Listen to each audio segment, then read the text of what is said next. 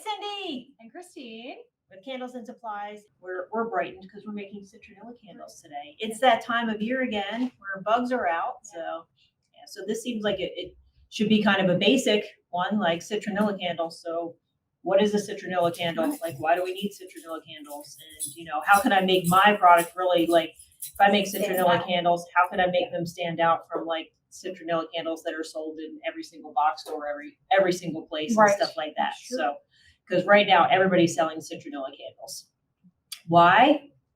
Because nobody likes bugs. So yeah. So citronella candles, the idea behind citronella candles is they're supposed to repel insects. So like when you're outside and sitting outside at night or whatever, or having a picnic or whatever, nobody wants bugs around anywhere and stuff like that. Biting Biting you in the food, all that gross stuff and everything. So you light a citronella candle out and it's an insect repellent. So typically people think that the citronella scent is enough to repel insects. It doesn't smell wonderful, honestly. I mean, it smells wonderful in its own way. It's very herbal and earthy and stuff like that. I kind of like the smell of citronella. Yeah. You wouldn't necessarily want to burn it in your house, though. No, that's true. Yeah. Citronella is very, very strong. Very, very strong. So you would think that the citronella scent is enough to repel insects and everything like that. So citronella is actually a flower. It's a plant. It's a flower. It's a plant. So, and then the leaves actually smell like citronella. So the leaves themselves. So I haven't distilled any citronella yet, but I want to. So plants are one of the best like natural repellents because they have it on themselves because they don't want like insects eating them. So they have a natural repellent within them. So when the citronella is just, I guess, a special one compared to some of the other ones. Right. Yeah. There are some other bug repelling plants and everything too. So we'll get to that and scent substitutions and stuff. We did make a blog post on this too. So if you check out our blog section, there's complete how-to. You can watch this video on how to make citronella candles. So basically they're kind of the same as making regular candles. There's just a couple differences. One, it kind of breaks all the rules. So citronella candles are their own thing. So typically we would think the scent repels insects, and that's true. It probably will repel insects and stuff like that, but it's not going to keep them away. It's the smoke from the candle that actually repels the insects. So like when you're camping and stuff and you sit by a campfire, no bugs come by you because it's the smoke. So the smoke keeps it away. So citronella candles, we want them to be over-scented and we want them to be very smoky, and we want to use a big wick. So we want to create smoke. This is why you would opposite of the household candle. Completely opposite of any other candle making advice and everything that you've ever gotten. So this kind of breaks all the rules and everything. And it's okay. So you think, well, okay, wasn't that a safety feature? If we overwick this like insane and make it smoke and stuff like that, obviously the smoke's outside, so it's probably not an inhalation safety feature. Another thing, you have the outdoor air, so there's a lot more air going around to kind of cool the candle off in the outside container and stuff like that too. So when you fill citronella candles, you're going to fill it like 2/3 full. Provides a little protection in the air. I mean, if it's windy out, then the bugs aren't around you anyway because the wind is blowing away. Yeah. So you won't need it. But breezy and everything, that's fine. Yeah. Just pour the candle a little lower so that the flame has a little bit of protection around it. That should help out. But what about the container getting too hot and stuff like that? Right. So that's a valid point.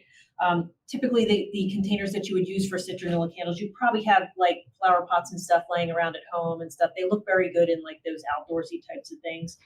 The containers are usually thicker, right? So this little pot, I chose this little pot. We're going to make a citronella candle in here today just because he's very cute. And you can also use galvanized pots. So galvanized works very good too. This is not going to be, I mean, it may get hot, but it's not going to be a fire hazard. You can always put a piece of wood under it or something like that. Put something under it if you don't want whatever is below it to get heated up.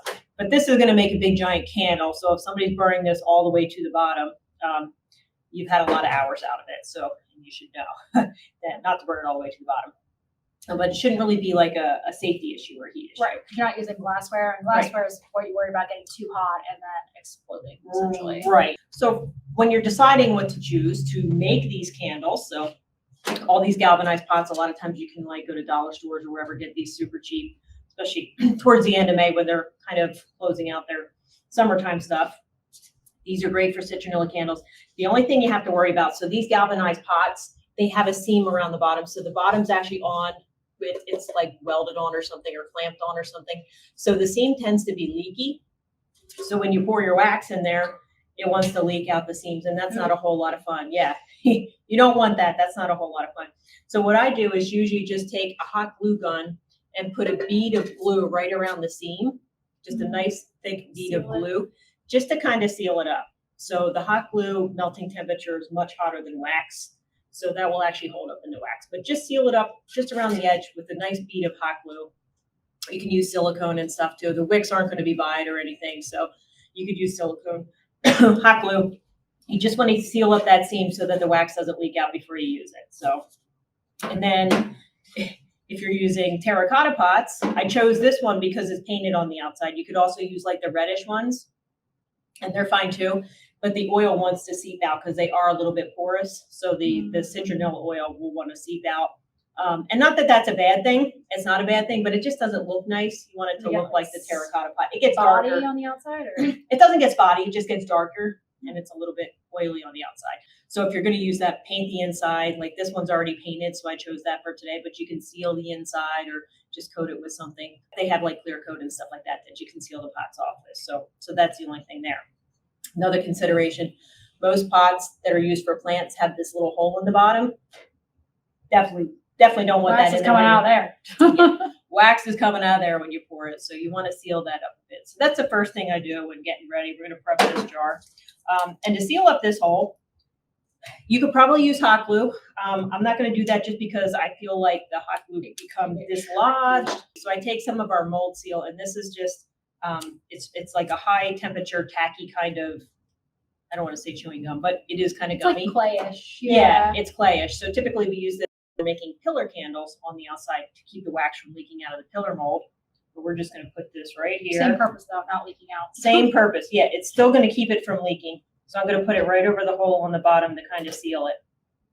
Yeah, just like that. So it's all sealed. Yep, nothing's coming out there.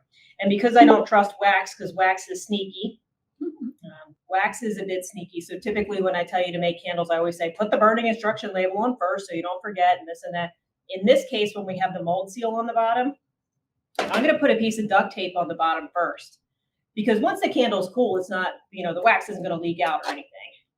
But until it's cool, when we're pouring hot wax in there, I don't want the wax to leak out. I don't want it to be all over the table. So I'm just going to put a piece of duct tape over the bottom and kind of seal it up so that the wax can't be sneaky. I'm going to be sneakier than the wax. So you're going to take that off after you pour the candle? Yeah. So after I pour the candle, it's fine. We're going to put our wick in and stuff like that. After the candle's poured, I will take this off and put the burning instruction label on the bottom and stuff like that. So now if we look in the inside, it's all sealed up. The wax isn't going anywhere. Wax can't be sneaky on us. No. All right. We'll set that down. And then we'll put our wick in. So do you need a separate type of burning instruction for these sort of candles? You don't, because theoretically, you might want to put something on there designed to be burned outdoors or something like that on your candles. So, but it is, keep away from children and pets, that type of thing. Has all the proper verbiage on there as for a regular instruction candle. But yeah, if you're supersetting them and using them for outside and you want it to smoke, you don't want it to burn inside. So you might want to put like a little additional outdoor citronella candles or something like that. So just so people don't burn it inside. So I'm going to attach my wick. I'm going to use a little piece of wick tape. You can use, hot glue, whatever you like to use. These are just nice and easy. They're easy to grab. So a little tape on the bottom. Peel that off. I just put the wick in a straw, so that way I can squeeze the straw, and it's a lot easier to handle. That's our secret wick setting tool. Yeah, this is a wick setting tool, even though it looks like a regular drinking straw. Yep. So plastic straws are good for these days because you can reuse them. You can also use a pen or a little piece of PVC or anything like that. So, and I need a Wick Bar because now my wick wants to flop over. So when you're choosing your wicks, you want to choose something really big. So whatever wicks you're using, it doesn't really matter.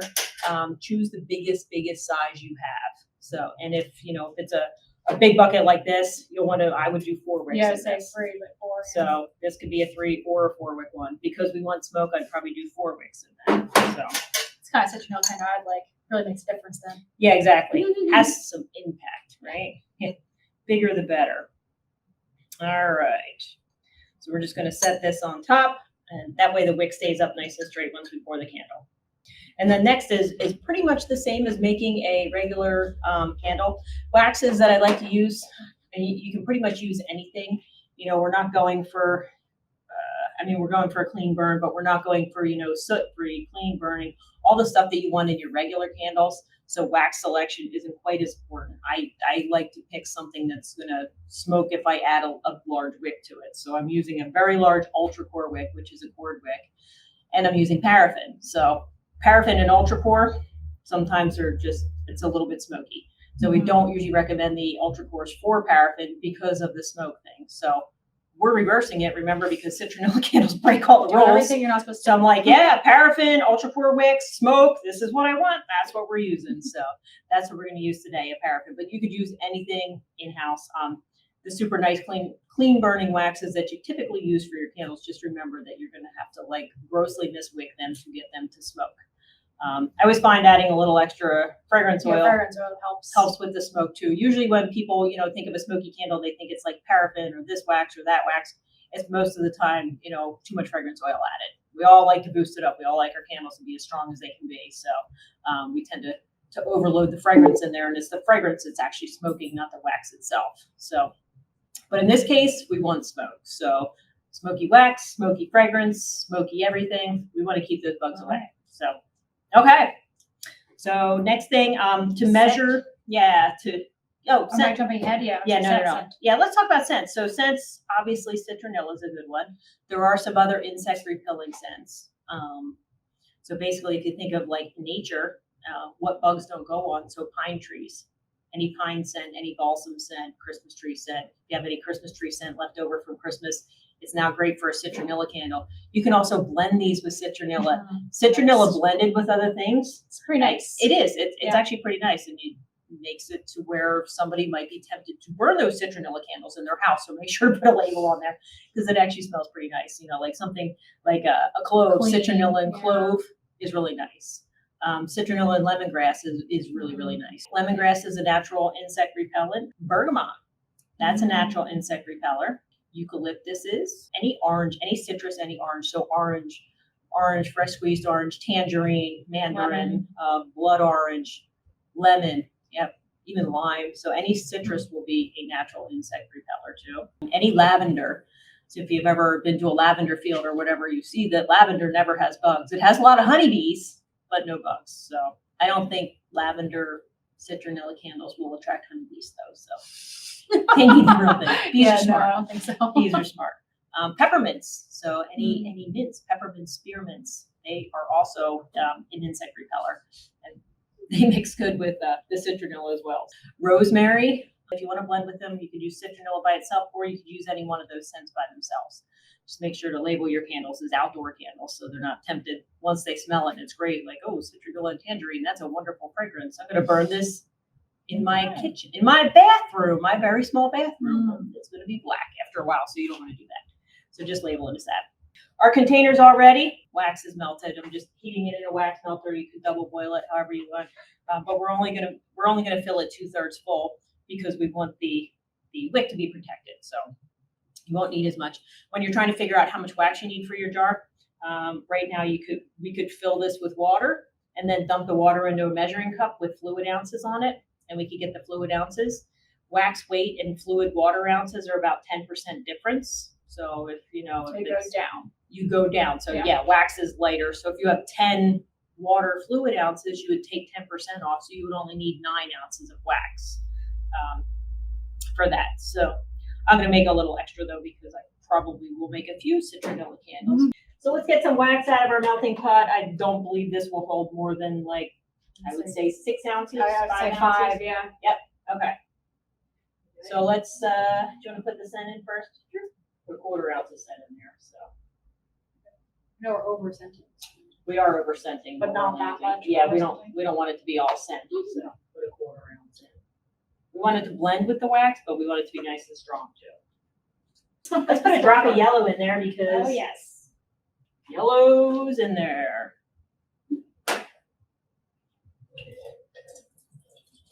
I usually put my fragrance and my color in the pot first because then it mixes as you're adding the wax. But you can add your wax first and add the fragrance and color too. That's perfectly fine. So whatever your system is.